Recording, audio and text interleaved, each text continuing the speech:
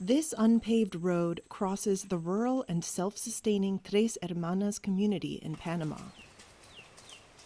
But these lush valleys, home to dozens of towns, will be submerged if the Panama Canal Authority moves ahead with a plan to build a massive reservoir on the Indio River.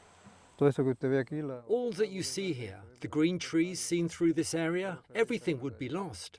Rodolfo Hernandez is a local resident. The Indio River community has not yet said yes to them. The proposal to dam the river over the next 6 years pits the future of thousands of people against the water needs of the powerful Canal Authority. Some don't want to leave. Others are focused on getting fair compensation if they are forced to move, and public opposition could derail the entire project. But with more extreme weather seen over the last decade set to continue, the $1.6 billion proposal seems as necessary as it seems extreme. Tres Hermanas sits here. The state-owned Canal Authority aims to create a vast dam on the Rio Indio to secure extra freshwater. The 50-mile-long artificial waterway connecting the Atlantic and Pacific Oceans relies on freshwater to operate its locks, and, the authority says, provide drinking water. Ricaurte Vasquez is the administrator of the Panama Canal Authority. And that imposes a relative disadvantage in relation to all other maritime navigation systems in the world. Why? Because last year was the third driest year in the canal's 110-year history. And meteorologists forecast more severe droughts and faster water evaporation amid hotter temperatures. The waterway is Panama's main source of hard currency revenue and accounts for 3.1% of the country's GDP. It is critical to U.S. imports of vehicle and commercial goods from Asia and for U.S. exports of commodities, including liquefied natural gas. The latest drought forced vessel traffic to be restricted.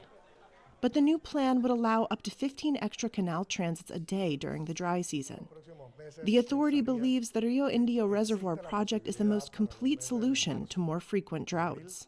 We understand that this is the most important challenge to maintain the canal's sustainability in the long term in the face of demand due to Panama's population growth, which will require fresh drinking water for its consumption.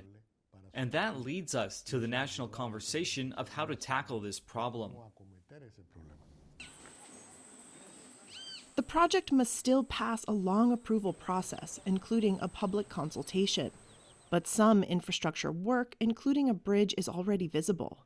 The Ministry of Public Works has said the bridge is for cars and people to cross the river. Ilia Espino de Marota is the canal's deputy administrator. Of course, the most complicated part is the process of resettling people. These are conversations that need to be held individually with each family. To contain the Rio Indio, some 2,260 people would have to be relocated, according to an initial survey by the Canal Authority. 2,000 more would be at least partially impacted. A more accurate census should be completed in January. The project has set aside $400 million, mainly for relocations, but opinions are divided. Some would be willing to sell their land, while others want to fight the project. Dilubino Agraje Dominguez represents the Rio Indio communities through the activist group Countrymen Coordinator for Life. El campo, la naturaleza, su tranquilidad. The countryside, nature, their peace for life, for work, is what makes them happy. You can show them beautiful modern things, all well arranged, but it is not the same for the resident who is used to living under his thatched roof, taking his time to go to the mountain and resting at home whichever day he wants. The shipping industry is apprehensive.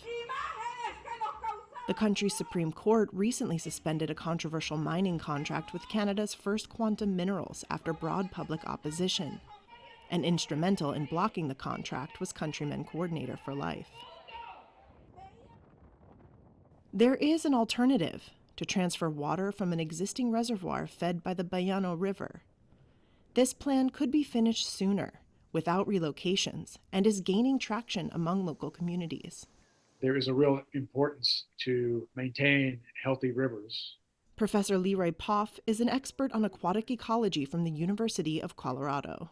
I think from an environmental damage point of view that this dam has many negative impacts and very few positive benefits that couldn't be acquired through this alternative project.